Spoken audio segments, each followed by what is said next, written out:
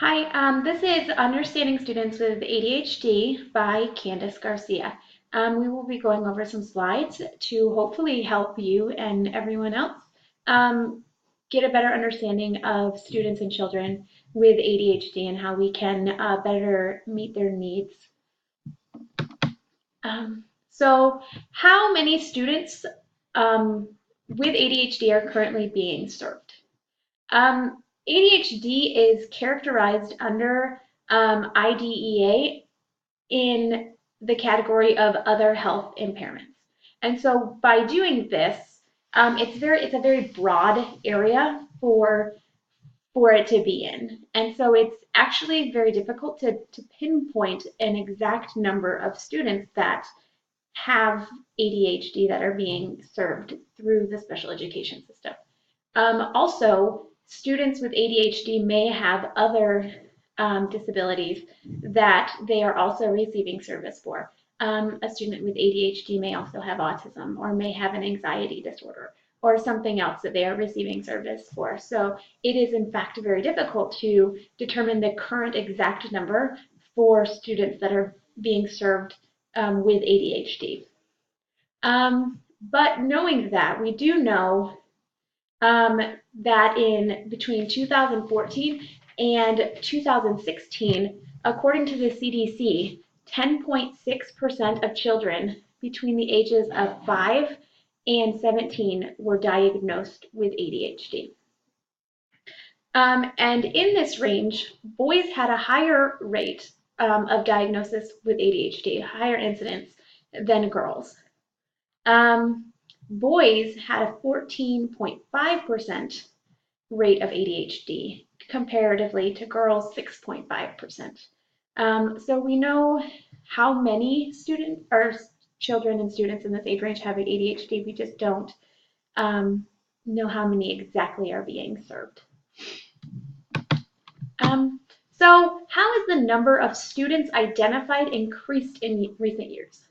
The number of students identified with ADHD has very steadily increased. According to the CDC, in between 2011 and 2013, 9.5% of children had ADHD. And if you remember from our last slide, between 2014 and 2016, it was 10.6%. And so from this, we know just between that one study to the next, it was a 1% increase. Which is a fairly steady increase. And then this is a chart from the CDC, and you can see from this chart, it dates back starting in 1999, and it goes to 2009. You can see it has male, all, and female. You can see that males have a higher incidence of ADHD, and females are down here in the bottom. Screen is all, and you can see that it kind of steadily and slowly rising for all of the categories. It's just very steadily going up. So why are the rates of ADHD increasing? There are some theories as to why these things are increasing. One theory, we want to say this, these are all theories as of right now. These are people's thoughts as to why this could be happening. It could be that parents and teachers and other people have increased their knowledge of ADHD, and they have learned about it, and they realize that this is a disability and that their children can receive services and accommodations to better help their educational needs. So with that, we are increasing a diagnosis and in return, better able to assist these children. Another idea and theory is that we are standardized testing. We are testing and rigorously testing children. One theory was starting with No Child Left Behind, is that we want these children to meet an expectation, and so they are in school just learning very rigorously, and that puts a lot of pressure on them, and some of them get bored and start to act out, some of them fall behind, and it's just the academic learning environment has changed a lot from, even 50 years ago and how we expect children to learn. And then another theory is that it is caused by decreased activity and then not going outside. Our society has become very technological, and children go to school for 8 hours a day. They may come home and do homework and maybe play on a video game or watch some TV or, do whatever. And so they're maybe not getting outside as much and releasing some of that activity, some of that energy.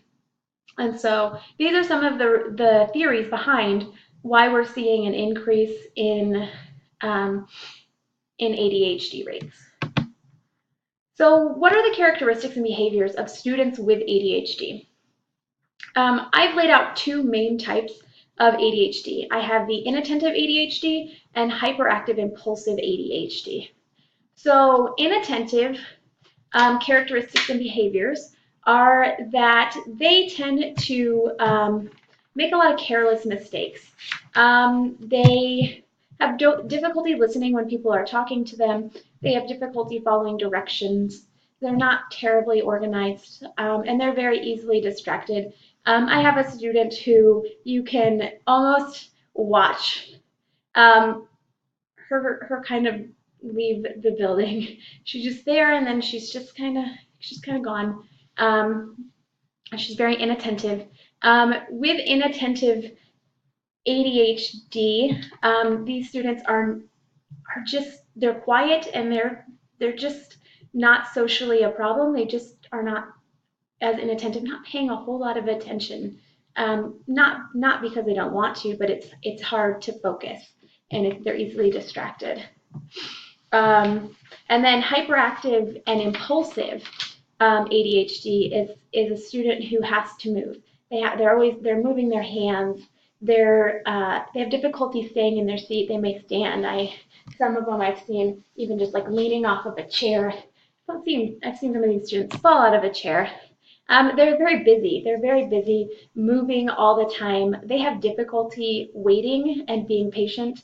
Even when an adult is talking to them, they kind of just blurt out whatever they need to say because that is very difficult for them. And while these are two main types, most students do not fall directly into one of these two categories. A student may be easily distracted and lack organization and also have difficulty staying seated and being busy. And so students don't have to demonstrate the same characteristics. They can just pick and choose when they whatever it is. They can display a variety of characteristics differing from student to student. No student with ADHD is going to have the exact same characteristics as the next one. They're going to be very different people. And when this happens, these students are not said to be inattentive or hyperactive. They are said to have a combined type of ADHD. And so how do these characteristics and behavior affect students in school? I have the inattentive and hyperactive impulsive again. And as stated in the previous slide, most students don't fall into one or the other. So these behaviors can affect students both across the board. So if you have ADHD, if a student has ADHD, these things can affect them regardless of what type they have. So inattentive students, they're just primarily inattentive. They may have difficulty working in a chaotic environment. Loud classes, busy students moving around, it's going to be difficult for them to pay attention and focus. And it may be difficult for them to learn large amounts of information, and they're likely to have difficulty forming peer relationships because they're just having difficulty focusing and just kind of to themselves sometimes. If you have a hyperactive, impulsive student with ADHD, these characteristics are going to affect them because they need movement. And so they're going to be interrupting. This can be really frustrating for a teacher. They're going to be they're distracted and having difficulty focusing. Sometimes students want to get up and move, go to the bathroom, get a drink of water, anything to move. And again, sometimes they have difficulty forming peer relationships. And these can go across the board for your students with ADHD. It doesn't matter what type they have. These characteristics and behaviors can pretty much affect anyone because, as stated previously, most students will have a combined type of ADHD, not one or the other, but they have different characteristics and behaviors that fit their own type of ADHD. So how can we, as teachers, make some class-wide interventions that will not only help our entire class, but also primarily help those students in our class that have ADHD? Firstly, we can have a clearly organized room with specified areas. This will greatly help with our disorganized students and having them understand where things go, so that it's easy to understand. If our room is organized and they know where their mailbox is, where their cubby is, where they put their homework, it's going to make things a lot easier because it's not going to be confusing. It's going to be easy to focus on what that needs to do. We can also help by possibly displaying a daily to-do list of tasks, steps that they need to go through every day, or even we as a whole class need to do. We are going to go to our morning meeting. We are going to do math. We are going to go to reading. We are going to go to PE, so that it's understood what's happening throughout the day.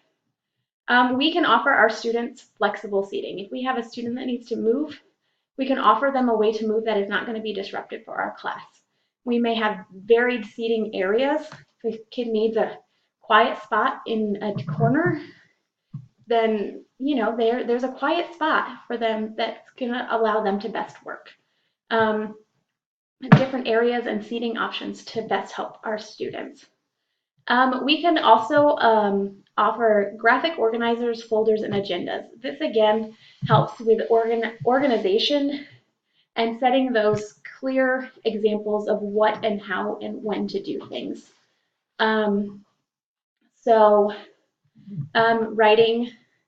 Writing graphic organizers are great.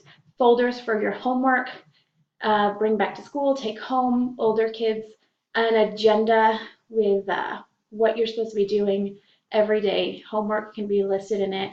Those kind of things to help them stay on task, stay focused, and know what they're supposed to be doing. And then within our classroom, we can differentiate instruction.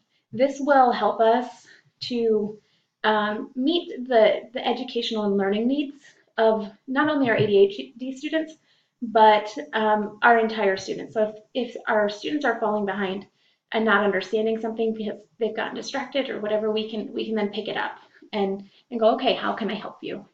In a smaller setting where they're likely to be less distracted.